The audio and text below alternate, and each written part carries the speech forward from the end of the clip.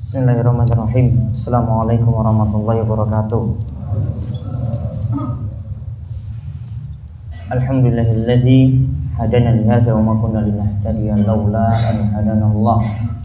Laqad ja'at rusulu rabbina bil haqq wa nudu an tilkumul janna uristumuha bima kuntum ta'malun. Wa asyhadu an la ilaha illallah wahdahu la syarika lah wa asyhadu anna Muhammadan abduhu wa rasuluh. Allahumma salli ala nabiyyina Muhammad wa ala alihi wa man tabi'ahum bi ihsan ila yaumiddin. Allahumma inna nas'aluka ilman nafi'a wa rizqan thayyiba wa amalan mutaqabbala. Allahumma inna na'udzubika min zawali ni'matik wa tahawuli afiyatik wa fujaati niqmatik wa jami'i sakhatik. Baik, berikutnya kita bahas kitab Manhajus Salikin karya Syekh Abdurrahman bin Nasir As-Sa'di. Fikih Manhajus Salikin karya Syekh Abdurrahman bin Nasir As-Sa'di, kitab At-Taharah. Membasuh wajah dan tangan hingga siku. Kitab At-Taharah bersuci bab sifat wudu. Syekh Abdurrahman bin Nasir As-Sa'di rahimahullah berkata, 1. Kemudian beliau membasuh wajahnya 3 kali. 2. Lalu membasuh kedua tangannya sampai siku 3 kali. Baik. Kemarin kita telah bahas ada masalah niat. Ya, niat sudah kita bahas, juga ada bacaan bismillah itu juga sudah kita bahas. Itu baru pembahasan seputar sunnah, belum masuk wajib. Ya, kecuali niat nantinya itu di luar dari itu. Yang kita bahas bismillah, kemudian mencuci tangan, kemudian berkumur-kumur dan masukkan air dalam hidung. Ya, ini pembahasan mulai dari sunnah terlebih dahulu. Kemudian kita masuk dalam yang wajibnya di sini atau bagian dari rukun. Yang saya bahas cuma 2 dulu karena pembahasannya masing-masing butuh perincian. Kemudian beliau membasuh wajahnya 3 kali. Ya, ini untuk wudu mulai dari wajah itu masuk rukun. Kemudian yang kedua, lalu membasuh kedua tangannya sampai siku itu 3 kali. Ya, jadi wajah 3 kali. Mana yang dimaksud dengan wajah? Nanti kita akan lihat perinciannya. Kemudian lalu membasuh kedua tangannya sampai siku 3 kali. Sikunya nanti apakah masuk dalam basuhan ataukah tidak? Nanti ada penjelasannya di sini. Nah, sekarang kita lihat yang pertama, membasuh wajah. Membasuh wajah. Membasuh wajah merupakan rukun pertama dari rukun wudu. Secara lengkap, ayat yang membicarakan rukun wudu adalah firman Allah Subhanahu wa taala, "Ya ayyuhalladzina amanu idza qumtum ilas sholati faghsilu wujuhakum wa aydiyakum ilal marafiqi wamsahu biru'usikum wa arjulakum ilal ka'bayn." Hai orang-orang yang beriman, apabila kamu hendak mengerjakan sholat, maka basuhlah mukamu dan tanganmu sampai dengan siku, dan sapulah kepalamu dan basuh kakimu sampai dengan kedua mata kaki. Quran surah Al-Maidah ayat ke-6. Nah, basuh wajah di sini katakan bagian dari rukun, berarti wajib. Secara lengkap kalau kita menyebutkan tentang rukun, ya, ini pendapat dari mazhab Hambali yang kita pelajari saat ini. Ini cenderung pada mazhab Hambali karena Syekh Abdurrahman bin Nasir As-Sa'di ini bermazhab Hambali. Juga dalam mazhab Syafi'i juga sama. Rukunnya itu mulai patokannya pada ayat. Rukunnya itu mulai patokannya pada ayat ini, yaitu Al-Maidah ayat 6. Lihat ayatnya. Diawali ya ayyuhalladzina amanu. Wahai orang-orang yang beriman. Para ulama itu katakan kalau ada ayat yang dimulai dengan ya ayyuhalladzina amanu, maka coba perhatikan baik-baik. Setelah ayat ini, setelah kalimat ini, pasti nanti ada larangan yang nanti mesti kita jauhi atau ada perintah yang mesti kita kerjakan. Jadi ada 2 kemungkinan ya. Bisa jadi itu ada larangan yang mesti kita jauhi. Yang kedua, ada perintah yang mesti kita kerjakan. Ya, ada perintah yang mesti kita kerjakan. Jadi ada 2 kemungkinan ini. Nah, di sini berarti ada perintah. Ya, perintah di sini. Ya, ini perintah yang dilakukan dalam wudu. Berarti setelah kalimat ya ayyuhalladzina amanu ini ada kalimat perintah. Ini di sini adalah perintah dalam wudu. Jadi disebutkan rinciannya. idza kumtum ilas shalah faghsilu wujuhakum. Jika kumtum ilas shalah, kamu ingin sholat. Di sini bermakna ingin. Walaupun digunakan fi'il madhi. Walaupun digunakan fi'il madhi kata kerja lampau. Namun para ulama menjelaskan bahwasanya maknanya itu bukan berarti telah dilakukan baru kita itu kerjakan, bukan. Sholat lakukan dulu baru wudu, bukan. Namun yang dimaksudkan adalah ingin. Yaitu jika seorang itu ingin sholat, maka berwudulah dengan cara seperti ini. Faghsilu wujuhakum. Basuhlah wajah kalian. Nah, wajah nanti kita akan lihat apa yang dimaksudkan dengan wajah di sini. Wa aydiyakum ilal marafiq. Kemudian tangan sampai siku. Nanti juga kita akan lihat dalam pembahasan kali ini. Wamsahu biru'usikum. Dan usaplah kepala kalian. Di sini disebutkan dengan ru'us, bukan dengan rambut, bukan dengan sya'run, bukan. Namun dengan kepala. Berarti yang diusap ini kepalanya. Karena kalau dengan rambut berarti kalau ada rambut perempuan itu panjang harus semua. Berarti sampai di buntutnya belakang, berarti sampai ke belakang itu dibasuh semua. Namun dalam ayat ini sudah dijelaskan wamsahu biru'usikum, berarti kepala saja. Berarti yang rambut masuk kepala saja nanti yang akan diusap. Kemudian wa arjulakum ilal ka'bain. Telinga nanti masuk pada kepala. Ada tambahan dalam hadis yang lainnya untuk jadi penguat. Kemudian wa arjulakum ilal ka'bain, kemudian membasuh kaki kalian hingga mata kaki. Nah, sekarang kita lihat yang dimaksud wajah adalah, yang dimaksud wajah adalah sesuatu yang digunakan untuk berhadapan, yaitu mulai dari tempat tumbuh rambut kepala yang normal memanjang ke bawah hingga dagu dan melebar dari batas telinga ke telinga.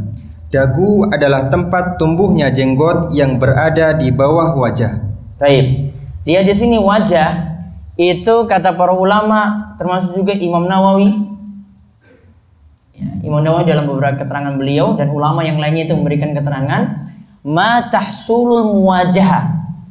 Yang dimaksudkan dengan wajah itu adalah sesuatu yang digunakan untuk berhadapan. Jadi orang itu lihat ini pada wajah kita. Jadi bukan belakang ini. Yang berarti bagian depan. Apa yang dimaksudkan dengan wajah? Lihat di sini pengertiannya. Mulai dari tempat tumbuh rambut kepala yang normal. Yang normal sini berarti. Ada enggak yang enggak normal? Paham ya? Ada yang enggak normal kan? Nah, kalau enggak normal kan berarti bukan di sini, berarti di sini. Ya, kalau enggak normal bisa di tengah, bisa ke sini, bisa mundur-mundur. Ya, kalau sini normal, berarti sini wajah. Ini memanjang sampai dagu, ini panjang. Nah, memanjang sampai dagu. Tek.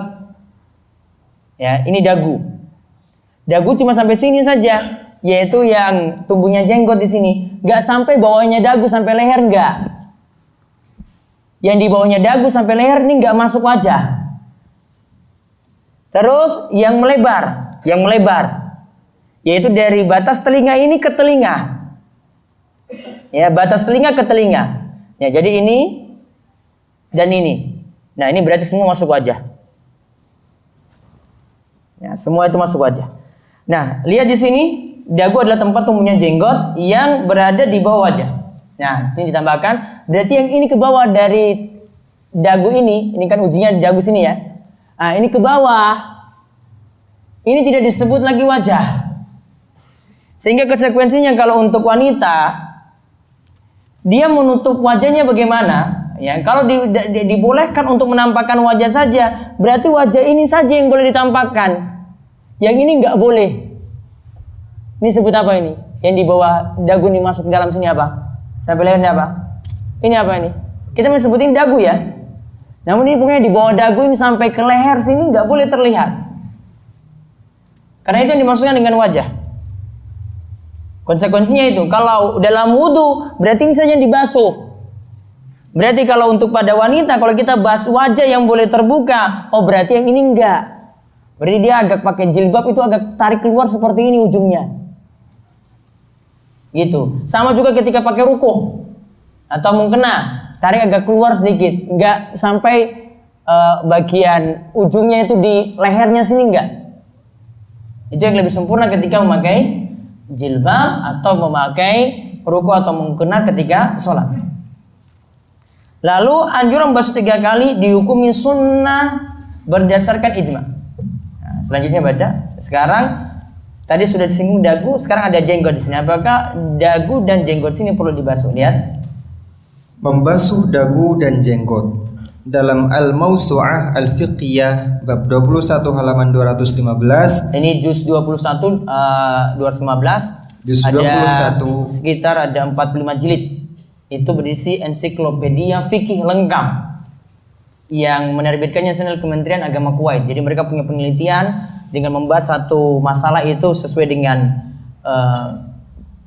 pembahasan dari indeks. Jadi misalnya huruf lain itu nanti sendiri pembahasannya, huruf alif pembahasannya sendiri lagi, huruf kha pembahasannya sendiri lagi. Jadi istilah-istilah cari berdasarkan huruf saja ya, digolongkan seperti itu. Nanti setiap masalah, misalnya kita bahas masalah mandi atau kita bahas masalah wudu, situ detail wudu semuanya, dan situ nanti dibandingkan seluruh mazhab.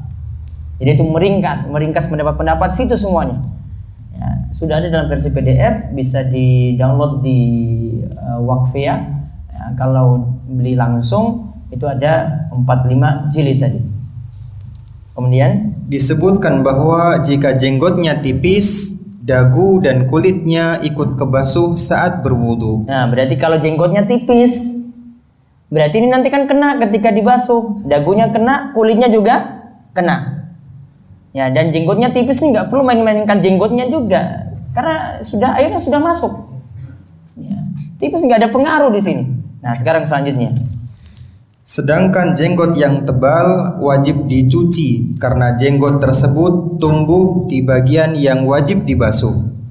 Adapun di dalam jenggot tebal yaitu dagu dan kulit yang ada di dalamnya tidak wajib dibasuh ketika berwudu karena sulitnya air masuk di dalamnya. Nah, lihat, ini sekarang jenggot yang tebal. Jenggot yang tebal di sini masalahnya dia nutup dagu. Ya, dia nutup dagu. Sehingga dia menggantikan posisi dagu berarti. Nah, berarti jenggotnya yang dibasuh. Lalu bagian dalamnya gimana? Nah, mungkin gambarannya itu jenggotnya sesudes lah. Ya. Saya bayangkan di sini nanti nggak bisa bayangkan. Nah, jenggot sesudes itu. Terus yang bagian dalamnya gimana? Nah, di sini dikatakan tidak wajib sampai narik-narik ini bagian kulitnya ini harus kena, karena berat sekali kalau jenggotnya tebal. Ya, nggak mesti sampai wah ini harus saya bersihkan sampai dalam sini, enggak, karena bagian jenggot yang tebal ini sudah kulitnya ini sudah diwakili dengan jenggotnya tadi. Jadi cukup saja tadi dikatakan jenggot yang tebal tadi itu dibasuh sudah. Apakah bagian dalamnya sampai di kulit dan dagunya itu ikut? Enggak. Terus kita ketahui bahwasanya jenggot Nabi Shallallahu Alaihi Wasallam tebal. Dan itu sangat sulit dengan satu telapak tangan, sesuai kebiasaan beliau untuk membasuh jenggot tebal hingga dagu. Umumnya sulit seperti itu. Nah, kita tahu jenggot Nabi SAW tebal, namun beliau tidak paksakan sampai di kulitnya untuk dibasuh. Bukti di antara Nabi SAW itu jenggotnya tebal ketika sholat. Para sahabat itu tahu gerak mulut Nabi SAW, itu tahu dari jenggotnya yang naik turun. Ya, dari jenggotnya yang naik turun. Menunjukkan bahwasanya beliau ketika baca sesuatu itu mulutnya gerak.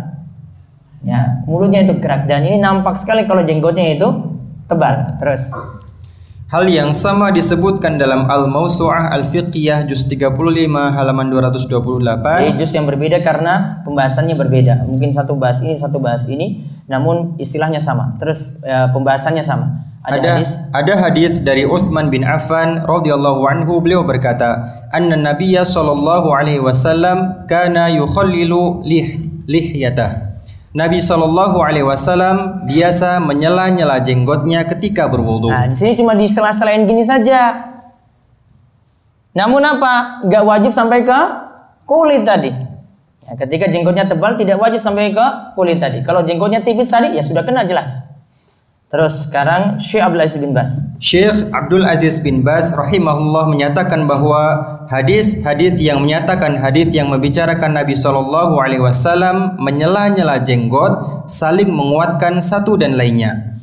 Menyela-nyela jenggot ada tuntunannya dan hukumnya sunnah. Namun Nabi Shallallahu Alaihi Wasallam sendiri tidak melakukannya terus-menerus. Nah, apakah boleh dirutinkan terus-menerus? Kalau Nabi SAW sendiri tidak merutinkannya terus-menerus. Ini juga menunjukkan tidak harus atau tidak wajib.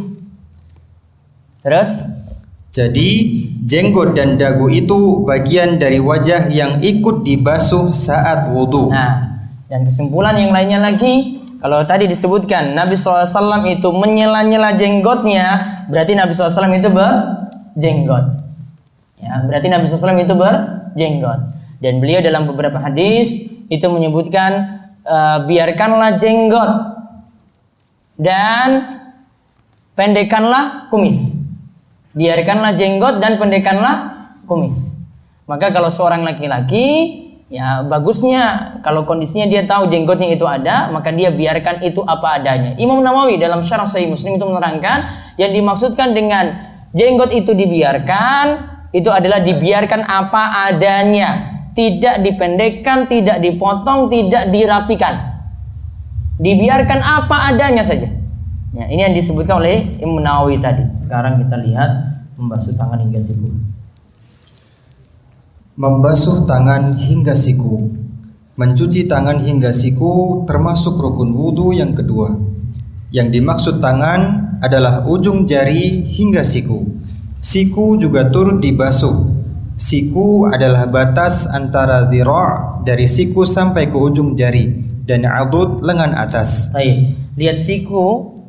Ini batasan siku itu di sini antara dhira', ini namanya dhira'.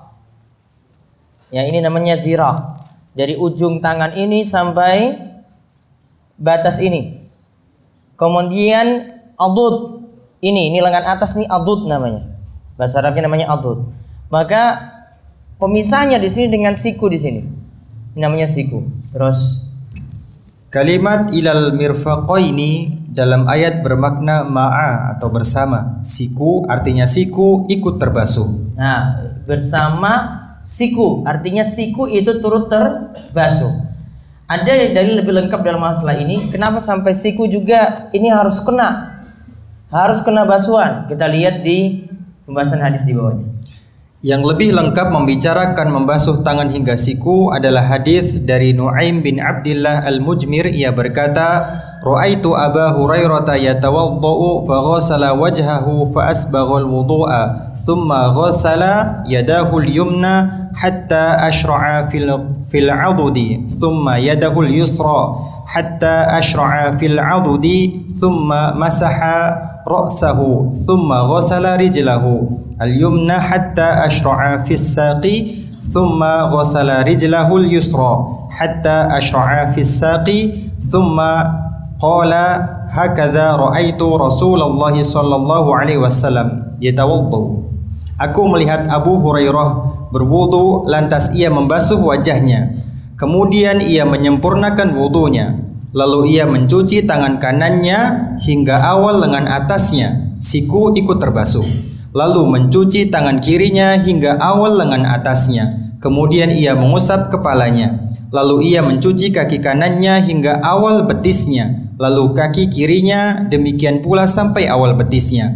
Kemudian ia berkata, "Demikian aku melihat Rasulullah SAW berwudu." Nah, lihat Abu Hurairah ini dilihat oleh tadi Nu'aim bin Abdillah Al-Mujmir. Dia lihat Abu Hurairah wudu. Ketika basuh wajah sudah disempurnakan basuhannya. Lalu ketika tangan ini dibasuh hingga awal lengan atasnya. Awalnya itu di sini awal, yaitu ketika mulai dari siku. Oh, berarti di sini dibasuh. Terus tangan kanan dulu, kemudian kiri. Kiri dibasuh juga dari tangan sini sampai ini juga sikunya juga ikut ke basuh. Pertanyaannya juga yang sering ditanyakan, dibasuh ini dari ujung jari gini tarik begini, ujung jari tangan ini tarik ke siku, atau boleh siku ini turun ke bawah? Dua-duanya boleh. Ya, tidak menunjukkan urutan di sini pembahasan kita. Ya, dua-duanya boleh, tidak menunjukkan urutan tadi. Ila di sini tidak menunjukkan urutan, namun cuma menunjukkan sampai saya. Artinya ini semua nanti ke basuh. Tidak jadi keharusan harus dari ujung ke siku atau siku ke ujung, enggak. Terus lalu mengusap kepala, lalu mencuci kaki kanan dulu, itu sampai awal betis. Awal betis itu ya pas di mata kaki itu, ke atas namanya awal betis. Itu dalam bahasa Arabnya tadi disebut as-saq. Itu dari mata kaki betis itu ke atas sampai lutut. Itu namanya sak. Ya, ke atas lagi itu paha namanya kalau bahasa kita. Namun sak itu dari mata kaki sampai ke lutut. Nah, itu dibahas oleh Abu Hurairah sampai di mata kakinya, yaitu awal betisnya nantinya. Artinya mata kaki juga ikut kebasuh. Nah, kemudian kaki kirinya juga demikian. Lalu Abu Hurairah katakan, aku melihat Rasulullah SAW berwudu seperti itu, kata Abu Hurairah. Terus, anjuran membasuh 3 kali dihukumi sunnah. Anjuran membasuh 3 kali dihukumi sunnah. Nah, itu pembahasan kita untuk kesempatan malam hari ini. Selanjutnya kita lanjut ke sesi tanya jawab. Sambil ada pertanyaan baru, ya ada pertanyaan yang pekan lalu saya belum jawab, saya akan jawab. Ada yang bertanya langsung ya? Enggak. Maaf, mungkin tadi saya belum jelas atau ini Ustaz. Kapan kita menyelajari tangan? Belum masuk bahasannya. Belum masuk. Ini baru bahas rukun dulu. Berarti nggak masuk rukun. Ya, kita belum masuk rukun di sini. Itu nanti. Ya, baru lompat ke rukun kan di sini setelah kemarin cuci tangan. Nah, menyela-nyelanya masuk cuci tangan sebenarnya. Namun penjelasan lebih rinci lagi menyela-nyelanya nanti masuk sunnah wudu, tidak sampai masuk rukun wudu. Jadi tanpa disela-sela pun nggak masalah. Terus ya. Ya. Waalaikumsalam warahmatullahi wabarakatuh.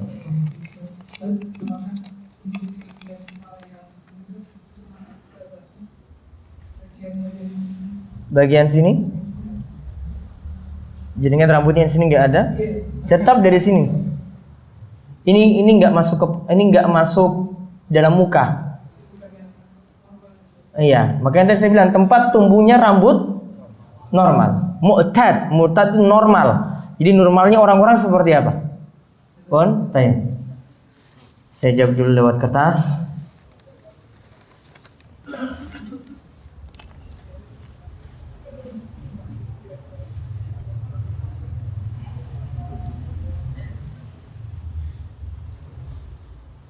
Menteri pernah menjelaskan bahwa pendanaan beasiswa LPDP didapat dari hasil investasi aman atau deposito yang modal investasinya didapat dari penarikan pajak.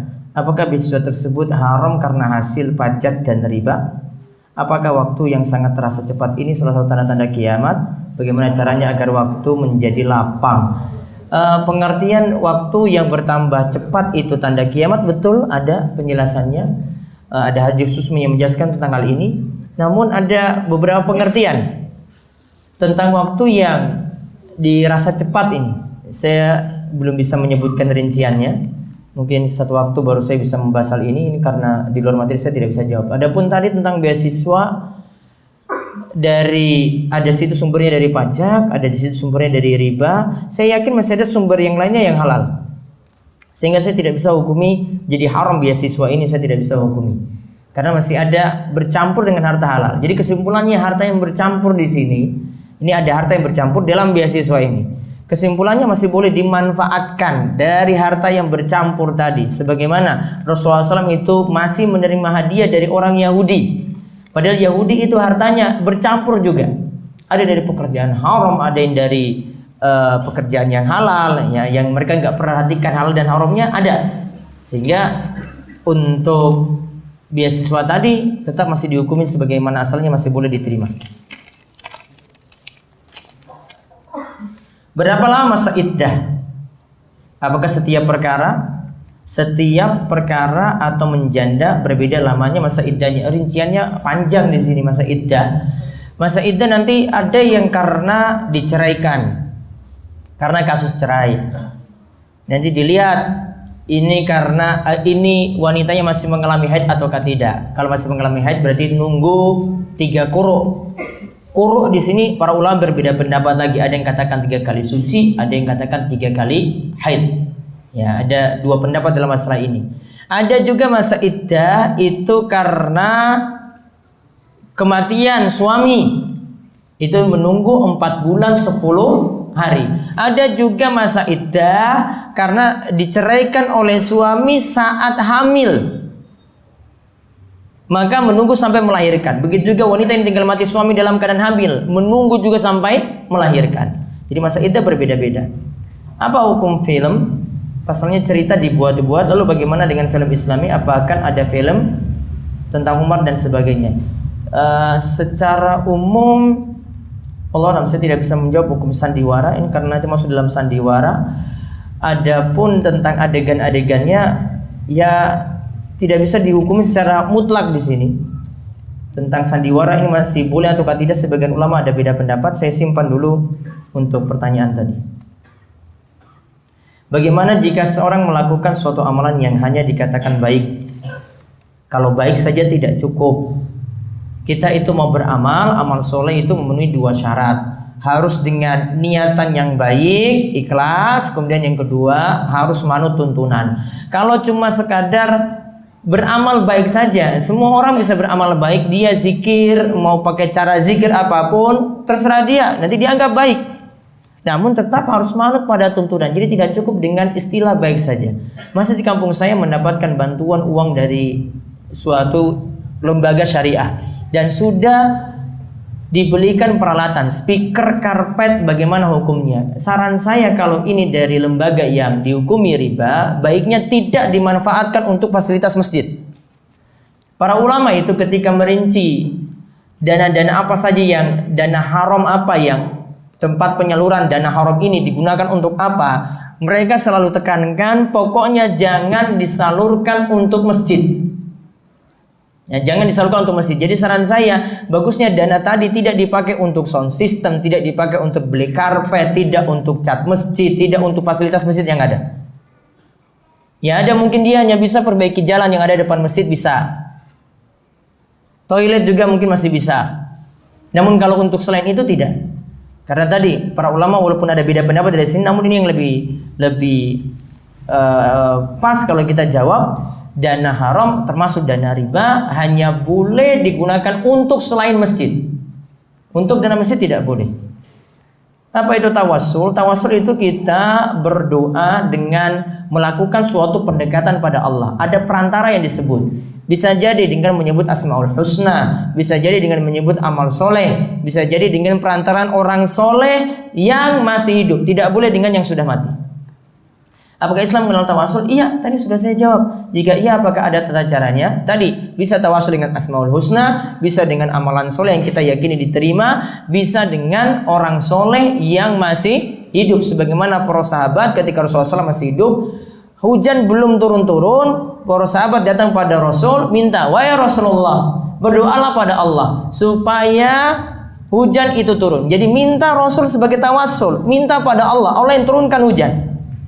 Itu dinamakan dengan tawassul tadi. Ketika saya bangkit dari sujud, berdiri, saya refleks baca At-Ta. Cuma begitu saja. Selanjutnya sadar dan baca surat Al-Fatihah. Apa perlu sujud sahwi? Dalam mazhab Syafi'i kalau keluar 2 huruf dengan sengaja, ingat kalimatnya dengan sengaja. Kalau kalimat ini tadi At-Ta ini sudah 2 huruf tidak sengaja, tidak membatalkan salat. Jika sedang berada dalam mobil dan keadaan jalan sedang macet, dan pada saat itu waktu sholat sangat singkat, sholat maghrib, bolehkah sholat dalam mobil? Kalau keadaan macet, ini diantara alasan boleh menjamak sholat. Ini misalnya macetnya pas maghrib, ya, maka waktu sholat maghrib ini bisa diundur ke waktu isya. Bisa diundur ke waktu isya, namun jamak ini tidak boleh digabung dengan qashar kalau bukan safar. Cuma jamak saja. Berarti nanti dia undur sholat maghrib, dia lakukan maghrib dulu. Maghrib 3 rakaat, kemudian isya 4 rakaat tanpa dikosor. Karena di sini kalau bukan safar tidak boleh kosor. Kosor cuma ada ketika seorang itu bersafar. Jika imam sholat gerakannya terlalu cepat dan makmum ketinggalan sehingga imam sudah berganti gerakannya, apakah makmum termasuk tidak mengikuti imam? Dikatakan mengikuti imam itu kalau imam memenuhi tumakninah. Contoh tumakninah ketika ruku itu sekadar membaca subhanallah kalau dalam mazhab Syafi'i. Jadi kalau kadar ini tidak dia capai, misalnya imam itu baru, kita hitung-hitung imam itu baru sampai pada huruf sub misalnya. Tadi saya bilang apa tadi? Kadarnya apa?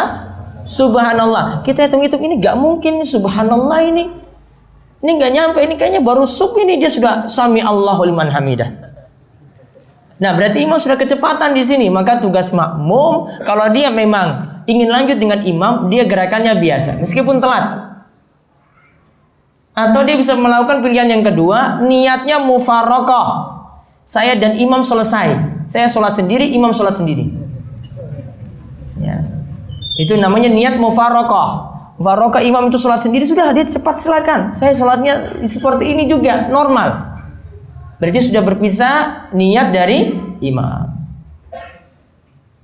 Dalam mazhab Syafi'i, membaca sholawat pada tahiyat pertama adalah sunnah ab'adiyah. Sunnah ab'ad itu nanti seperti tahiyat pertama di sini disebutkan. Dan jika seorang lupa melakukannya, maka hendaklah dia melakukan sujud sahwi. Betul. Selama ini saya membaca dalam panduan sifat sholat Nabi dan didapat referensi jika pada tahiyat awal cukup sampai Muhammad dan abdu wa rasuluh. Berarti tidak sampai selawat ya. Bagaimana status sholat saya masa lampau? Seperti ini sah karena tadi sunnah abad. Sunnah abad kalau nggak sampai situ tidak masalah. Namun nanti konsekuensinya sujud sahwi. Namun saran saya yang ini lebih aman dalam hal ini, baiknya dilanjutkan sampai bacaan sholawat. Namun kalau mazhab Syafi'i untuk tahiyat awal sholawatnya bisa cukup dengan Allahumma sholli ala Muhammad. Selesai sudah dapat kalimat itu maka sudah dianggap sholawat. Walaupun dia tidak lengkapi dengan sholawat Ibrahimiyah, bagusnya tahiyat awal tetap baca sholawat juga. Dalam mazhab Syafi'i seperti disebutkan oleh Profesor Dr. Mustafa Al-Buko dalam Fiqh Al-Manhaji, beliau katakan masuk dalam sunnah ab'ad membaca sholawat tadi. Nanti kalau tahiyat akhir, sholawatnya jadi dihukumi rukun. Namun kalau tahiyat awal dihukumi sunnah ab'ad. Bagaimana penjelasan terkait mencetak foto dan memajang foto? Mencetak boleh, memajang baiknya tidak. Ya, walaupun sebagian ulama memiliki ilah-ilah dan pembahasan sebagian ulama masih membolehkan untuk memajang foto karena ini tidak termasuk gambar seperti lukisan yang dibuat dengan tangan sendiri. Namun baiknya tidak dipajang. Namun kalau mencetak silahkan. Karena ibu pondokan terus minta foto bersama KKN dicetak dan beliau biasa majang tadi. Ya bisa memberi saran kepada ibu pondokan agar tidak memajangnya saja. Bagaimana hukum sholat berjamaah di masjid memakai kaos oblong? Saya pernah sholat berjamaah di masjid dan imam menyuruh saya mundur dari saf pertama karena memakai kaos tadi. Padahal saf pertama masih sangat longgar. Kalau kaos oblong yang jelas itu tidak santun ketika sholat berjamaah. Pantas kalau ada yang ngusir seperti itu karena lihat ini kok kayak nggak serius sholat. Sama, ini anggapan kita. Bapak, ibu-ibu bisa perhatikan, imam itu nggak pakai peci. Kalau di tengah-tengah kita, itu biasanya nggak boleh jadi imam. Ini masalah apa nih? Ini masalah aturan yang sudah berlaku di tengah masyarakat. Perlu diikuti. Karena kalau imam aja seperti itu di protes jamaah, wah imamnya nggak pakai peci, nih gimana sih? Karena sudah kebiasaan, sudah ma'ruf di tengah kita itu kalau jadi imam itu pakai peci semacam itu. Sehingga aturannya tetap diikuti. Tidak masuk dalam dalil khusus tidak, namun aturan yang sudah berlaku. Maka itu yang diikuti dalam masalah ini. Jadi kalau sama dengan aturan tadi, ya ini sesuatu yang tidak wajar.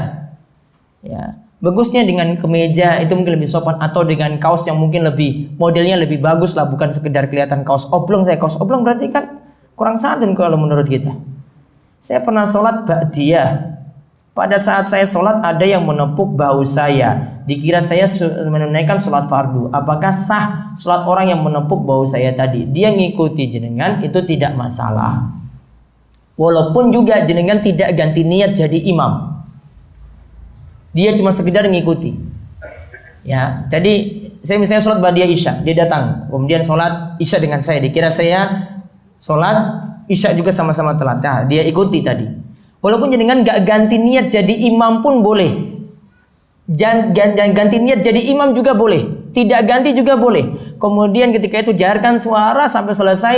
Salat jenengan sah. Namun kalau sudah niatkan 2 rakaat ya tetap 2 rakaat. Kalau tadi dia itu 4 rakaat untuk sholat isya, maka dia tinggal lanjutkan sampai 4 rakaatnya itu selesai. 2 orang tadi sholatnya itu sah.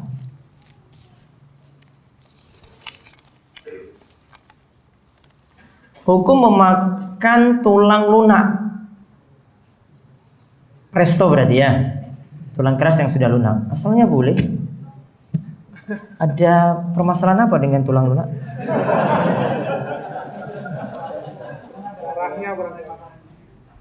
Kan itu makanan jin dan itu kan untuk istinja yang nggak boleh. Ini kan ada tulang sudah dilunakkan misalnya, terus saya makan boleh nggak? Itu kan tadi cuma bilang makanan jin. Kalau kita buang saja di pinggir jalan, nah jin manfaatkan. Berarti kalau kita makan malah ini nggak masalah. Masalah perbedaan pendapat antara mazhab Syafi'i dan Imam Ahmad tentang duduk iftirash atau tawarruk, yang manakah pendapat yang kita ikuti atau bolehkah kita melakukan kedua cara tadi? Tidak bisa memilih antara Ahmad dan Syafi'i untuk duduk iftirash atau tawarruk untuk tahiyat akhir tadi, karena ini dua hal yang kontradiksi. Kalau dalam mazhab Syafi'i, kaidahnya tadi sudah saya sebutkan kemarin. Setiap rakaat terakhir duduknya tawarruk. Mau 1 rakaat, 2 rakaat, 3 rakaat, 4 rakaat, mau 1 kali tahiyat atau 2 kali tahiyat. Ini paling simpel kaidahnya. Namun kalau dalam mazhab Imam Ahmad, kalau baru 1 kali tahiyat terus langsung salam, duduknya iftirash. Namun kalau 2 kali tahiyat, duduk yang pertama nantinya iftirash, duduk rakaat terakhir baru tawarruk. Mana yang lebih tepat dalam masalah ini? Saya sudah sebutkan riwayat dari An-Nasai kemarin. Nabi SAW duduk 2 rakaat dan ketika itu salam, beliau duduknya tawarruk bukan iftirash. Ya, riwayat An-Nasai. Nabi SAW duduk 2 rakaat dan di situ 2 rakaat salam, beliau duduknya itu tawarruk. Ya, jadi ini jadi kaidah juga dalam mazhab Syafi'i untuk hadis tadi. Bagaimana hukum mengangkat tangan untuk takbir saat bangkit dari tasyahud awal? Apa dalil tersebut? Dalilnya ada, dalil tentang masalah ini ada, dalil khususnya ada. Nanti pembahasannya ketika kita bahas sholat. Jika lupa maka perlukah setelah sedekap ulang takbir lagi? Enggak. Ini masuk sunnah hay'ah. Makanya kalau belajar mazhab itu enak. Kesalahan seperti ini tahu atau kekurangan seperti ini tahu. Saya tidak lakukan, saya mesti apa? Sunnah hay'ah itu dalam mazhab Syafi'i, kalau sudah terlanjur ditinggalkan tidak perlu kejar lagi. Kalau sudah terlanjur ditinggalkan juga tidak perlu sujud sahwi. Itu namanya sunnah hay'ah. Namun kalau sunnah abad seperti ayat awal tadi, kalau ditinggalkan diteruskan. Namun kekurangannya ini tutup dengan sujud sahwi. Kalau sunnah hay'ah tidak sujud sahwi. Makanya manfaat itu belajar mazhab Syafi'i. Jadi tidak cukup pelajari sifat sholat Nabi. Ya, jadi tahu ini saya lakukan selain ini saya lakukan apa, itu terjawab dalam fikih mazhab. Nanti kurang dipahami detail dalam pelajaran umum seperti hadis, tidak. Detailnya dalam fikih mazhab. Jadi tahu, oh ini kesalahannya ini, saya harus lakukan apa. Ini masuk sunnah abad, ini masuk sunnah hay'ah. Mazhab Syafi'i sudah memudahkan hal ini. Bolehkah memakai kaos kaki saat sholat karena kedinginan? Boleh sekali. Bagaimana keterangannya? Pakai dalil untuk khuf. Nabi SAW itu ketika sholat itu pernah pakai khuf. Kalau sholat khufnya itu kalau beliau itu mukim, beliau tidak copot 3 hari berturut-turut, itu pakai terus khuf tadi. Tidur pakai itu, mau pergi ke jamban pakai itu, mau sholat juga pakai itu. Maka ketika saat wudunya batal selain dari junub, ya, wudunya itu batal, cukup saat kaki itu ingin dibasuh, cukup diusap saja sepatunya. Maka berlaku juga untuk kaos kaki, sama seperti itu, sifatnya sama. Bolehkah sholat memakai jaket? Boleh sekali. Bahasa Arabnya itu boleh jiddan. Jika mengucapkan salam ketika masuki rumah, maka setan akan keluar dari rumah. Betul, setan nanti akan mengatakan pada teman-temannya, kalian sudah tidak ada lagi tempat bermalam. Kalau ketika makan tidak baca bismillah, ya, maka setan nanti katakan pada teman-temannya, oh ini kalian sekarang sudah ada santapan malam. Kalau dia sudah baca bismillah, oh berarti kalian tidak lagi dapat jatah makan malam. Sama seperti tadi, tidak masuk rumah tidak baca salam misalnya, atau menyebut nama Allah, maka setan nanti katakan pada teman-temannya, sekarang kita punya tempat untuk bermalam. Terus mengucapkan salam ketika ini. Terus kapan setannya balik? Katakan jika tidak baca bismillah itu tidak apa-apa jika mulai makan. Wallahu a'lam. Pertanyaan sudah ngawur ya kayak gini. Ini jomblo-jomblo nih galau-galaunya itu banyak.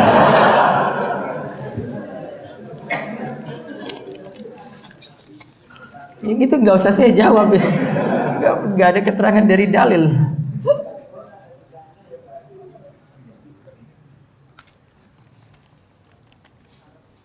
Apa beda Al-Masih pada nama Isa bin Maryam dan Al-Masih pada Dajjal? Masih itu maksudnya mengusap.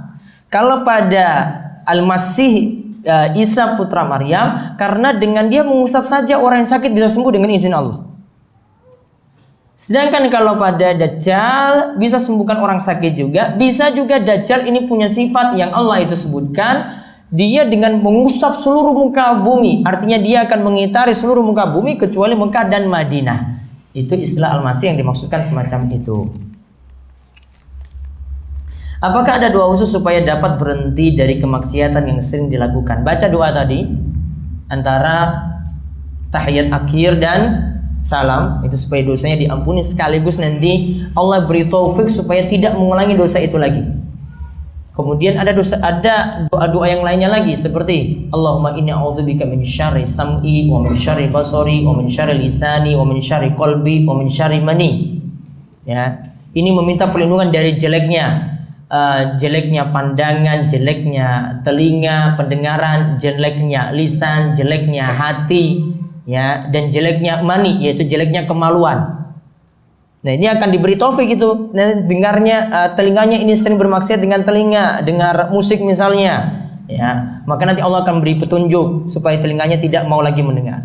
Kalau dengan pandangan misalnya, lihat gambar-gambar yang tidak boleh untuk dipandang, maka Allah akan beri petunjuk pada pandangannya. Itu dengan doa ini bisa diamalkan.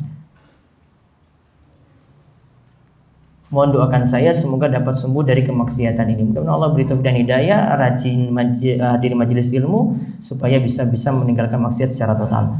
Apakah haram uang hasil kerja dengan menggunakan Windows atau Microsoft bajakan? Windows bajakan, Microsoft bajakan berarti hasilnya nggak berkah. Ya, terus hasil kuliahnya gimana? Ya wes nggak berkah juga. Pernah ketika sholat berjamaah suara imam tidak terdengar. Saat sujud kiri kanan saf saya juga tidak bangkit lama. Saf saya tidak bangkit lama. Sehingga saya inisiatif bangkit nengok imam. Dan ternyata ketinggalan 2 rukun sholat. Bagaimana hukum menengok dan selanjutnya ketika ketinggalan rukun tadi? Menengoknya darurat di sini tadi. Namun kalau dia ketinggalan 2 rukun sholat dikarenakan mic mati, listrik mati, suara tidak terdengar sampai ke belakang, maka dia punya tugas kejar tadi ketinggalan. Namun kalau ketinggalannya sudah masuk ke rakaat berikut, tadi imam sujud, kita ketinggalan ketika sujud, kita sujud terus, kok imam belum bangkit-bangkit, suara mati. Ternyata ketika imam itu Allahu Akbar, sound itu sudah nyala, ternyata imam sujud di rakaat kedua. Taunya dari mana? Pas terakhir itu baru ketahuan. Kok imam cuma isya 3 rakaat perasaan saya, padahal imam sudah 4 rakaat. Oh, berarti saya yang kurang 1 rakaat dikarenakan lampu mati tadi. Berarti tugasnya adalah dia jadikan rakaat tadi pas ketemu imam ketika sujud juga, maka dia anggap dia ketinggalan 1 rakaat. Kekurangan 1 rakaatnya dia tutup nanti setelah tahiyat akhir. Saya pernah mendengar bahwa pahala amal kita bisa berkurang karena dosa-dosa kita. Apakah jika sudah bertobat pahala amal kita kembali seperti semula? Bisa jadi karena maksiat, karena dosa, pahala amalnya memang tidak sempurna. Apakah bisa kembali ketika bertobat? Bisa. Sebagaimana ketika orang itu bertobat, amalan sedekah yang dia lakukan ketika dia tidak beriman itu akan kembali lagi pada dirinya ketika dia itu masuk Islam atau ketika dia itu beriman. Tidak membaca surat pendek secara berurutan, maju dalam surat antara rakaat 1 dan berikutnya, apa hukumnya? Surat pendeknya tidak berurutan. Misalnya rakaat pertama Al-Ikhlas, rakaat yang kedua misalnya dia Al-Kautsar, berarti kan nggak berurutan. Harusnya Al-Kautsar dulu baru Al-Ikhlas, tidak masalah. seperti itu tidak masalah. Namun baiknya, afdolnya saja baca suratnya itu rakaat pertama, rakaat kedua itu dengan urutan sebagaimana dalam mushaf Al-Quran. Bagaimana menyikapi imam yang tidak fasih dalam memimpin sholat? Tidak fasihnya dilihat. Kalau Al-Fatihahnya itu benar, ya, karena ini ada aturan-aturan. Ini perlu pembahasan rinci juga. Ada aturan-aturan tasdidnya kurang, ya, ada hurufnya kurang, atau ada maknanya berubah. Nah, kalau ada tasdidnya itu nggak sesuai dengan yang dituntunkan misalnya, kemudian panjang pendeknya harusnya di sini panjang, kok dia itu buat pendek misalnya, atau ada kalimat yang dia itu rubah maknanya. Contoh seringkali rubah maknanya itu ketika ain itu dibaca nga, ya, berarti kanas tangin, ya, ini sudah berubah makna. Maka kalau seperti ini dikatakan fatal imamnya buat salah ketika baca surat. Dinilai dari surat Al-Fatihahnya saja. Kalau Al-Ikhlasnya tidak sempurna nggak masalah, karena Al-Ikhlas itu nggak masuk rukun. Yang masuk rukun hanyalah Al-Fatihah. Maka lihat benarnya Al-Fatihah atau tidak. Kalau salahnya fatal di Al-Fatihah, berarti dia dikatakan bacaannya salah, sholatnya nanti tidak sah dan tidak boleh jadi imam. Bagaimana menyikapi orang yang sebenarnya belum sanggup menjadi imam, namun dia berani maju jadi imam, dalam sholat? Kalau memang belum sanggup, harusnya sadar diri. Dan biasanya kalau di tengah masyarakat kita, imam itu biasanya ditunjuk hasil musyawarah loh ini. Biasanya ditunjuk hasil musyawarah. Berarti kalau dia tidak masuk dalam musyawarah, dia tidak ditunjuk, ya baiknya sadar diri. Saya berarti nggak boleh maju. Ada imam tetap. Imam tetap itu lebih berhak. Nabi SAW katakan imam tetap atau imam yang punya masjid, alias itu imam rotib atau imam tetap, itu punya hak daripada tamu yang datang di situ. Walaupun tamunya itu punya baca lebih bagus, lebih paham hukum. Yang punya masjid yang jadi imam tetap lebih utama untuk jadi imam. Ya. Sehingga di sini saran saya, ini masalah ini bisa terjadi mungkin karena tidak ada imam tetap, maka satu masjid harus nunjuk siapa imam tetap. Kalau imam ini nggak ada, siapa penggantinya? Kalau penggantinya tidak ada lagi, siapa lagi penggantinya berikutnya? Nah, jadi itu yang bisa saya jawab untuk kali tadi. Teman saya ada yang bernama dengan nama orang Nasrani, dan faktanya ia muslimah sejak lahir. Nama itu pemberian ortu, dan dalam hadis telah diterangkan supaya tidak boleh menyerupai suatu kaum, maka ia termasuk kaum itu. Bagaimana sebaiknya? Apakah harus mengganti nama? Kalau mungkin proses mengganti namanya itu berat misalnya, maka cukup nama panggilan sajalah. Kalau ini misalnya nama perempuan, panggilnya dengan nama kunyah, misalnya Ummu siapa. Kalau dia laki-laki berarti Abu siapa, ya, dengan nama panggilan. Karena sulit untuk merubah. Kalau untuk merubah harus ikut prosedur hukum macam-macam, berat. Cukup nama panggilan saja yang diubah dalam hal ini. Ini lebih ringan. Namun kalau bisa proses untuk merubah nama, biar tidak dipanggil dengan nama-nama Nasrani misalnya, itu lebih bagus. Misalnya namanya Petrus, namanya apa lagi? Paus misalnya. Apakah doa yang dibaca ketika sebelum salam atau dubur sholat tadi, Allahumma inni ala zikrika wa syukrika wa husni ibadatik, boleh dibaca ketika sujud? Boleh. Doa tadi juga yang kita ajarkan tadi, Allahumma firli ma qaddamtu wa ma akhartu, bisa juga dibaca ketika sujud. Tadi sedikit singgung soal membiarkan jenggot dan larangan motongnya. Bagaimana hukumnya? Menumbuhkan jenggot dengan bahan khusus seperti minyak kemiri atau apa nih, wak doyok. Karena jenggot kita tumbuh tidak seimbang atau miring. Dan bagaimana dengan jambang? Jenggot itu dari sini ya, dari batas telinga sini ada tulang. Ini turun sampai ke bawah. Dari sebelah kiri juga sama, dari tulang sini turun sampai ke bawah. Kalau tukang cukur Arab paham itu jenggot. Kalau tukang cukur Indonesia mungkin nggak paham malah ini. Kalau tukang cukur Arab, kalau orang itu umroh, ya, dia akan sisakan di sini, dari tulang ini ke bawah dia sisakan rambutnya. Walaupun cuma sisa 1 cm gitu dia biarkan. Oh, itu nggak boleh, itu jenggot. Ya, dia nggak mau. Padahal kalau dalam ketika seorang itu mau tahallul, itu kan diperintah ngudul semua, dia paham ini dibiarkan. Nah, adapun untuk menumbuhkan jenggot dengan menggunakan obat-obat, saran saya asalnya tidak menggunakan obat terlebih dahulu. Ya, artinya tumbuh alami. Kecuali di sini mungkin keadaan tidak seimbang, nampaknya miring sebelah nantinya orang kelihatan itu ya. Namun kalau memang tidak ada masalah seperti ini, baiknya tidak memakai obat penumbuh jenggot. Karena diperintahkan tadi dalam hadis kan cuma dibiarkan apa adanya. Oh, berarti kalau saya cuma punya satu helai saja sudah, itu yang saya pelihara. Masalahnya kalau untuk zaman ini, jenengan alhamdulillah bersyukur saja kalau jenggotnya nggak panjang-panjang. Kenapa? Justru panjang jenengan kena masalah kalau masuk di imigrasi macam-macam seperti itu. Wah, lebih berat lagi. Masuk perusahaan, mau ditanya, kamu ini ikut aliran apa? Kok punya jenggot lebat kayak begini?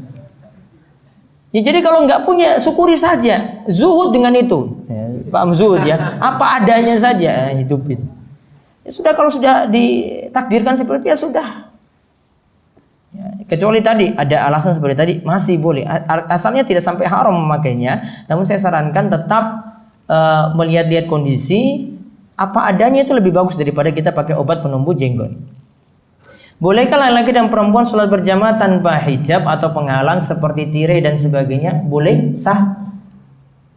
Dan kalau mau lihat dalam riwayat-riwayat yang ada, nggak jadi keharusan seperti itu juga. Mudah-mudahan kita dapat dalam pembahasan sholat ketika bahas sholat berjamaah tentang hal ini. Karena ketika para sahabat wanita itu pulang, Rasulullah SAW itu tahu mereka itu pulang itu bagaimana. Berarti sebenarnya tidak ada hijab di situ. Tahu itu pulangnya bagaimana. Karena Rasulullah SAW perintahkan sahabat laki-laki diam dulu, sahabat wanita biar pulang terlebih dahulu. Tahu kok ini mau keluar atau enggak? Ya berarti ada sesuatu, tidak ada sesuatu di situ. Ya. Konsekuensi dari hadis semacam itu ya seperti yang saya sebutkan tadi. Jika sebelum sholat dimulai kita tahu imam tersebut sholatnya biasanya cepat. Bolehkah memilih sholat sendiri karena ingin sholat dengan khusyuk? Cepatnya di sini lihat. Kalau tidak terpenuhi tumakninah seperti saya sebutkan, bisa memilih dua. Saya ikuti imam namun dengan gerakan normal walaupun telat sedikit. Ya, atau yang kedua niatnya mufaroqah berpisah dari imam. Bagaimana hukum wanita yang harus bermalam di kampus untuk tugas kelompok dengan laki-laki seperti mahasiswa teknik? Apakah dengan dulu pernah melakukan hal tersebut harus bertobat? Bertobat. Dan saya tidak sarankan perempuan kumpul dengan laki-laki semacam itu, apalagi tengah malam, apalagi sampai lembur malam hari. Minta izin, saya mau pulang, ini sudah sore, sebelum maghrib sudah minta izin, saya ada keperluan, saya selesaikan sendiri. Gak wajib juga seperti ini, sudah tahu satu kelompok kerjanya nanti bisa kontak bareng atau dengan sama-sama teman perempuan nanti kerjakannya, itu mungkin ambil keringanan dalam masalah ini. Tidak sampai lembur malam seperti itu. Wanita tidak baik ya sampai pulang malam, ya apalagi tengah malam, apalagi dengan laki-laki lagi seperti itu kumpul-kumpulnya. Bagaimana sikap yang bijak mahasiswa ketika KKN di lingkungan yang ada tradisi yang tidak ada tuntunan seperti selamatan kematian, di mana mahasiswa tersebut dituntut agar aktif dalam bersosialisasi dengan masyarakat sekitar. Masyarakat itu tidak paksa jenengan harus ikut semuanya. Nggak mesti harus ikut ini, ikut ini, semuanya bisa diatur. Tinggal kita mau ngomong bagaimana. Nah, ketika sudah paham, oh ini nggak ada tuntunan, ini masalah, utarakan saja. Pak, saya tidak pas dengan yang ini, saya akan bantu dalam hal yang lain. Atau kalau berat untuk utarakan seperti itu, bantu hal yang lain, aktivitas yang lain untuk kali ini. Harus pintar untuk menyesuaikan dan tetap pegang prinsip. Kalau di daerah KKN, kalau kita pegang prinsip, mereka paham. Laki-laki ini nggak mau kumpul-kumpul sama perempuan, mereka paham. Ya, laki-laki ini nggak mau bersentuhan dengan perempuan, paham juga. Ya, tinggal kita bisa pahamkan gimana, pegang prinsip saja, orang bisa paham seperti ini. Jika saya berdoa, ya Allah, jika Engkau berkehendak jadikanlah aku seorang ustadz, namun jika tidak, berilah yang terbaik. Boleh atau tidak ustadz? Cukup berdoa, ya Allah, jadikanlah aku hamba yang soleh, penuh dengan kebaikan, bermanfaat bagi orang. Ini mungkin lebih bagus daripada cita-cita ini tidak tercapai. Secara umum saja, doa secara umum saya seperti tidak perlu rinci atau detail. Dulu saya pernah bertanya tentang makanan dari serangga yang ada di Indonesia, dan saya dijawab coba cari di rumaisa.com dan keyword apa nih, ungkrong ya, atau saya lupa tapi saya belum berhasil menemukannya. Bisa cari dengan kata kunci ulat jati. Ya, saya bahas tentang makanan yang ada di Gunung Kidul, termasuk dengan walang juga. Ya, kalau walang jelas ada dalilnya, namun yang biasanya dimakan itu ungkrong tadi, ulat jati, dan semacamnya seperti itu saya masih bolehkan. Ya, alasannya saya sebutkan dalam website. Bisa cari dengan kata kunci ulat jati. Apakah boleh menolak ajakan atau undangan makan semisal yang di dalamnya berisi hal yang tidak manfaat bahkan dosa seperti ngobrol ngalor ngidul terus gibah dan sejenisnya? Kalau memang diundang makan diperintahkan untuk dihadiri. Namun kalau lihat tidak ada manfaat penuh gibah di dalamnya, ya Allah itu perintahkan orang beriman itu la yashhaduna zura. Dalam surat Al-Furqan disebutkan tentang sifat-sifat ibadur rahman. Mereka punya sifat tidak menghadiri acara-acara azur. Apa itu azur? Bisa jadi azur itu adalah maknanya kedustaan. Bisa jadi azur itu adalah kemaksiatan. Jadi kalau ada acara kemaksiatan tidak dihadiri berdasarkan ayat ini. Namun kalau bisa sambil mengingkari kemungkaran, mungkin bisa jadi wajib dia untuk menghadirinya. Jika sedang sholat tiba-tiba ada sisa makanan yang keluar dari sela-sela gigi, apa yang harus kita lakukan? Dimuntahkan tadi, dikeluarkan, tidak boleh ditelan. Kalau ditelan sholatnya batal. Setiap kali wudhu saat menghirup air ke hidung dan mengeluarkannya, kemudian saya selalu bersin. Dia katakan hatsim, bagaimana demikian? Mungkin karena belum biasa saja. Coba dibiasakan, diulang lagi setiap kali wudhu. Kalau jadi biasa, insya Allah tidak seperti itu. Mungkin belum biasa, coba diulang terus. Dalam surat Al-Maidah dikatakan basuhlah muka dan tanganmu. Dalam riwayat Muslim nomor 2246 cuci tangan kanan. Cuci dengan basuh di sini istilah yang sama-sama kalau dalam bahasa Arabnya goslu. Ya sama-sama basuh atau cuci di situ. Yang beda itu kalau kalimat mashu mengusap. Mengusap itu tangannya cukup basah. Ya tangan cukup basah seperti ketika mengusap kepala dan telinga. Itu tidak pakai istilah goslu di sini. Kalau goslu itu artinya diguyur kepalanya. Di sini tidak berlaku untuk kepala. Nanti akan kita lihat pembahasannya ketika bahas mengusap kepala. Bagaimana cara masbuk ketika imam sedang sujud? Apa tetap harus sedekap setelah takbiratul ihram? Imam sujud, jenengan masuk, Allahu Akbar, tidak perlu sedekap. Karena sedekap ini kalau maksudnya untuk baca surat, langsung takbir tadi pertama untuk takbiratul ihram, takbir lagi untuk turun sujud. Saya sholat subuh masih terkantuk-kantuk dan saya sadar sholat saya bacaan tidak karuan di rakaat pertama tadi. Setelah sholat selesai, maka saya mengulang lagi sholat subuh tadi. Dan karena bacaan saya lamban atau lelet, maka saya sholat subuh sampai mataharinya terbit. Apa saya termasuk tidak mendapatkan sholat tersebut? Sebenarnya kayaknya ini was-was nih, banyak was-was saya seperti itu. Kalau sudah yakin sholatnya sudah sempurna, baiknya di sini berjamaah. Kalau ini laki-laki yang bertanya berjamaah, maka imam akan membantu di sini. Ngantuknya dia imam akan membantu, ya kekurangan dia itu imam akan membantu. Saya masih perasaan saya ini masih sholat sendiri. Saran saya sholat berjamaah dengan imam. Maka kalau rasa ngantuknya tadi akan terobati dengan imamnya tadi. Kekurangannya juga nanti akan ditutup dengan karena berjamaah dengan imam. Bagaimana wanita bercadar? Sholat ketika hijab di depannya pendek. Ada terlihat oleh ikhwan, apakah cadar tetap dibuka saat sholat atau tetap digunakan? Baiknya kalau yakin cadar itu dipakai, berarti tetap ditutup kalau terlihat oleh ikhwan. Anda pernah dengar kalau sholat tidak boleh ada penutup di wajah? Iya, tidak boleh ada penutup di wajah ketika tidak ada laki-laki lain. Namun kalau ada laki-laki lain, tetap menutup wajahnya. Kalau yakini harus pakai cadar. Apakah dibolehkan makmum masih berdoa di tasyahud akhir dengan cukup lama walaupun imam sudah salam? Jadi tidak mengikuti imam langsung salam. Tadi sudah disebutkan imam itu diangkat untuk diikuti, tidak boleh diselisihi.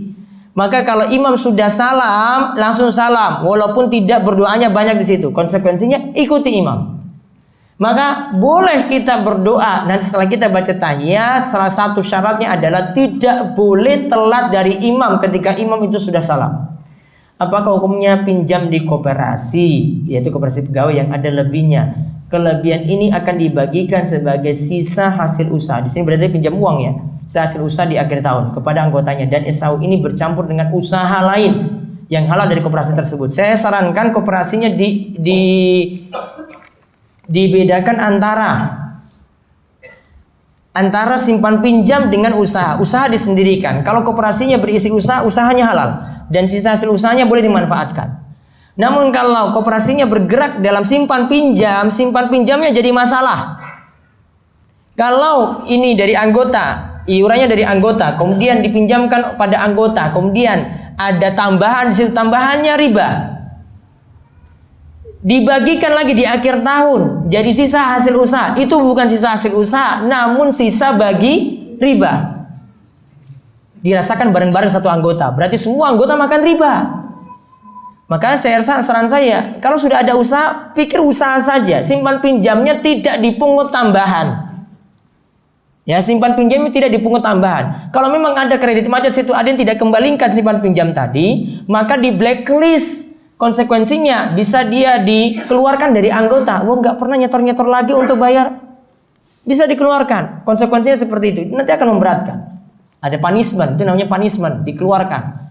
Ya, kita tidak tuntut tambahan, namun dia tidak boleh lagi jadi anggota karena tidak mau tertib dalam bayar utang sini. Bagaimana cara menjamak sholat maghrib ke isya? Maghrib ke isya berarti jamak takhir.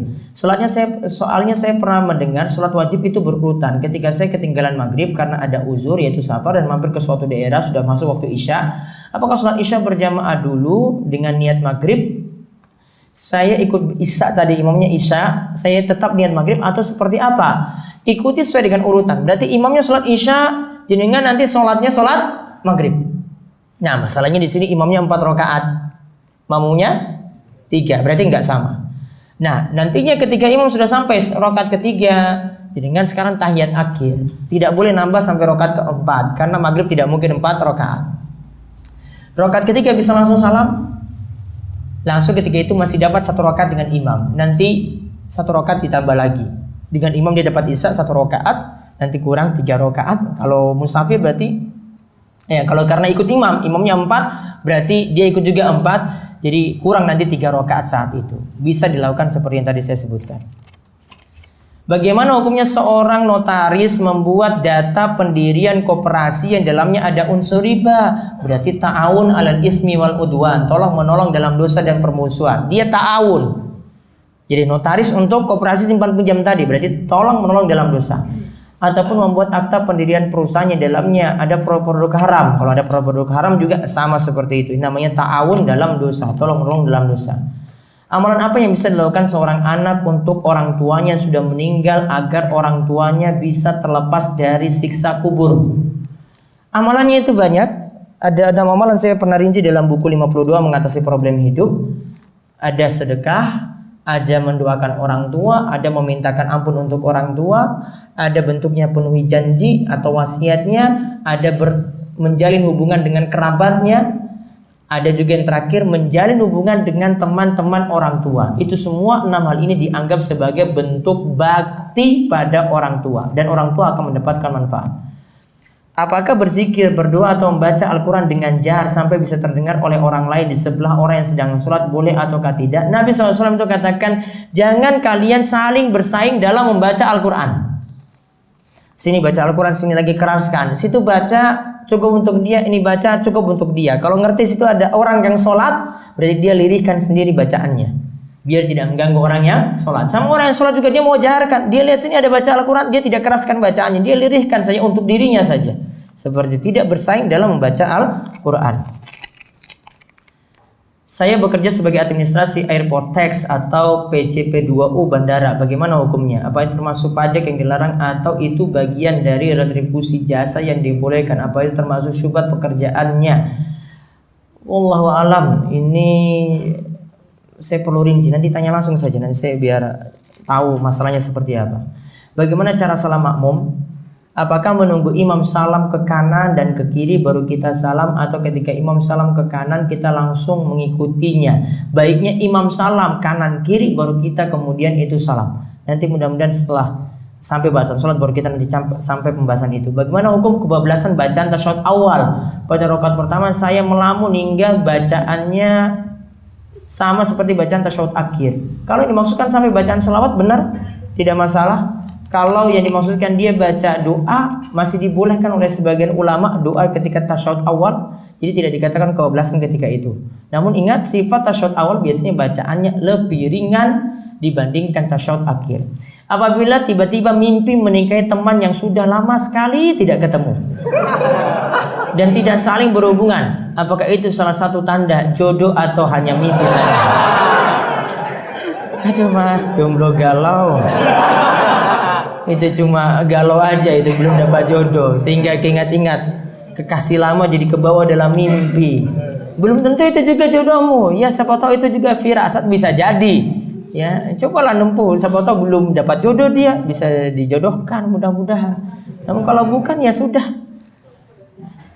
Saya ingin sholat sunnah ba'diyah fardu tadi, kita harus pindah tempat atau bergeser dari posisi semula. Dalam hadis Muawiyah disebutkan tentang masalah sholat Jumat. Dikatakan ketika sholat Jumat di tempat yang ini, Muawiyah katakan Rasulullah SAW perintahkan pada kami untuk pindah tempat.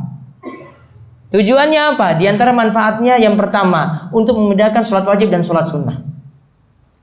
Yang kedua, semakin banyak tempat kita melaksanakan sholat, berarti makin banyak tempat yang jadi saksi kita pada hari kiamat. Yauma idzin tuhaddisu akhbaraha. Bumi ini nanti akan membicarakan apa yang dia lihat pada hari kiamat. Dia lihat manusia ini sholat di sini, terus pindah tempat. Berarti tempat ini juga berbicara nanti. Oh, manusia ini sholat di sini. Makin banyak tempat, berarti makin banyak ada yang jadi saksi pada hari kiamat. Apakah batal sholat kita apabila kita melihat, maaf, bokong sop yang di depan kita terbuka karena bajunya yang terlalu pendek? Kalau seperti itu, melihat yang aurat orang lain, wallahu alam, tidak jadi batal dalam hal ini. Dan perlu nanti diingatkan saja untuk orang yang tadi bokongnya masalah tadi terbuka auratnya. Coba diingatkan, mas tadi ini sholatmu kebuka, mungkin dia nggak sadar. Kalau dia nggak sadar, mudah-mudahan sholatnya sah. Namun kalau dia itu sadar bahwasanya kaosnya yang terlalu pendek sehingga ini sering terbuka, suruh dia ulangi sholatnya, ya, karena sholatnya tidak menutupi aurat dengan sempurna. Walau alam, ini saya cukupkan dengan pertanyaan ini dulu. Nanti yang sisanya insya Allah pada pertemuan pekan depan. Ya, sebelumnya ada kuis untuk 3 soal. Perempuan nggak ada mic sih, saya nggak tahu bisa jawab atau enggak. Untuk laki-laki bisa ngacung, ya. Soal pertama, sebutkan macam-macam najis, 3 macam najis yang dulu pernah dibahas.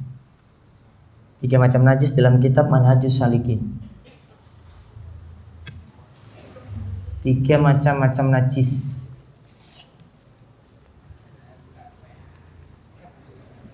Tiga saja. Iya. Kencing, darah dan bangkai. Barakallahu fiik. Mau buka apa? Amalan pembuka pintu rizki, meninggalkan sholat 50 doa. Atau bid'ah? Hah? 50 doa. Pertanyaan yang kedua,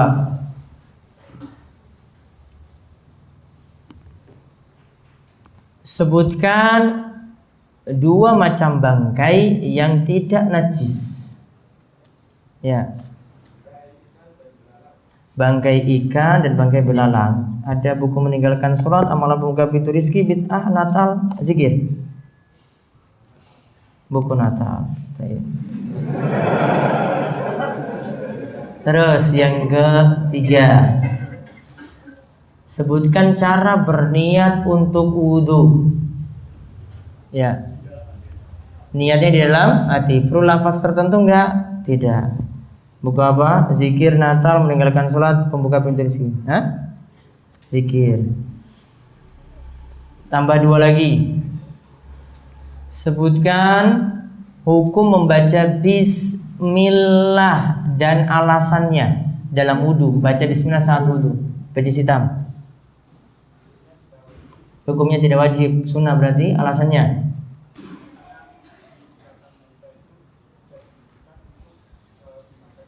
Karena dalam surat Al-Maidah ayat 6 tidak disebutkan baca bismillah secara langsung. Meninggalkan sholat, pembuka pintu rizki, zikir, Natal, bid'ah. Pembuka pintu rizki. Berikutnya lagi, sebutkan cara berkumur-kumur dan memasukkan air dalam hidung saat wudhu. Pakai tangan kanan. Pakai tangan kanan, masukkan separuhnya ke mulut, separuhnya ke hidung. Keluarkan tangan kiri. Ya. Kalau nggak bilang keluarkan, saya bilang salah nanti. Apa? Hah? Zikir. Terakhir. Sebutkan doa yang tadi baru diajarkan.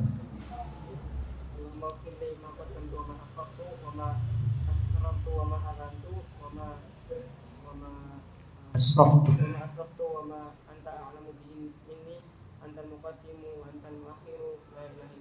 Nah, buka apa?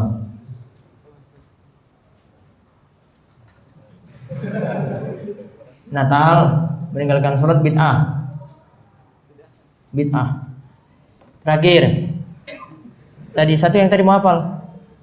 Ada yang nggak hafal lagi? Ya.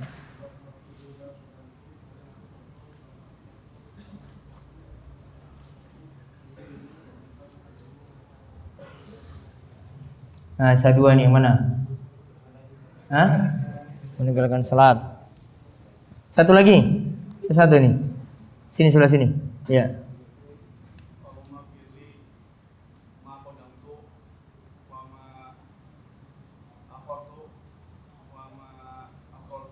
Asrartu. A'lantu.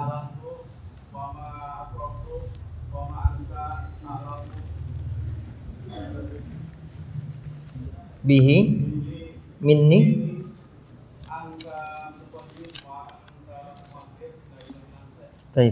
Baik, itu saja yang kita bahas. Mudah-mudahan bermanfaat dan mudah-mudahan semua mendapatkan kebaikan dan diberi taufik untuk beramal soleh. Ya, itu saja yang kami sampaikan. Kami tutup dengan doa kepada majelis. Semoga subhanakallahumma bihamdika asyhadu an la ilaha illa anta astaghfiruka wa atubu ilaik. Assalamualaikum warahmatullahi wabarakatuh.